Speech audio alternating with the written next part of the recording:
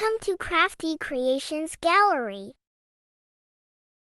Today let's make paper plane.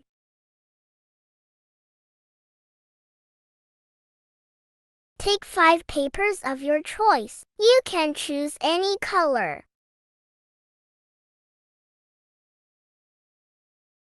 Take 1 paper and start folding like this.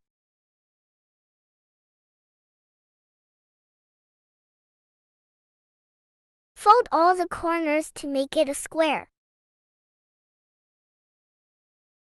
Fold 2 corners again to make a triangular shape.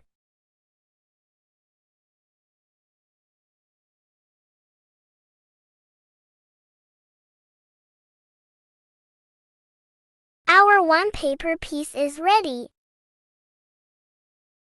You will make 5 each to complete our paper plane. Time to join plane's body.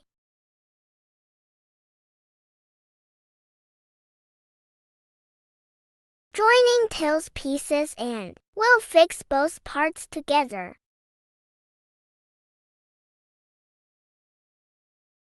Here our paper plane is ready. Thanks for watching. Like and subscribe for more such videos.